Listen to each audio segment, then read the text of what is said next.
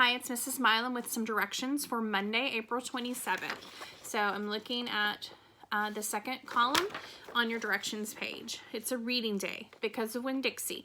Read chapters 5 through 8. You can follow along with the teacher. See Google Classroom for the link.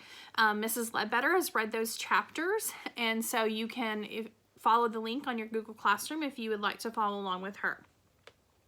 Fill in your character notebook and answer section 2 questions in your response journal. So when you finish reading or following along with Mrs. Ledbetter, then you're going to go to your character notebook that you started last week that has the pictures of all the characters inside, and you're going to add more information about each of the characters that you read about. What do you know about those characters? You're going to add all of that information onto their pages. Okay, and then you're going to go to the back to the summary section, and this is going to be section 2, and this is the place where you're going to write a paragraph summary about those chapters. What happened in those chapters? What was the most important information that we need to remember about those chapters?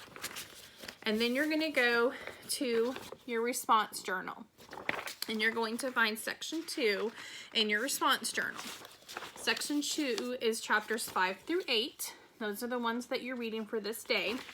First of all, it has a vocabulary word, and that vocabulary word is peculiar. So you're going to look back in the text, find the word peculiar, and read the text around it to try to decide what you think that word means. And then you can use an online dictionary to find the actual definition of the word peculiar, and you're going to write that down.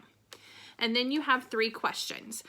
The questions are, number 1, what happened with Winn-Dixie at church? So you're going to think back to the text or go back in the text and find where Winn-Dixie goes to church and what happens. And you're going to describe that in complete sentences using evidence from the text. Number 2 says, who is Opal's first friend in Naomi? How do they become friends? So think back to the text. Think about, who does Opal say is her first friend in Naomi, and how does she become friends with that person? Be sure to write in complete sentences and use the text.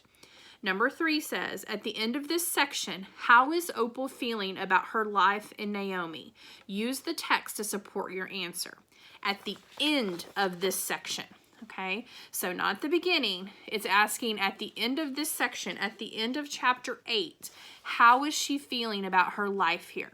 And you've got to use proof from the text to support your answer. Okay, so those are your directions for Monday, reading and filling in your 2 booklets. All right, so I hope you're loving this book. It's such a great book.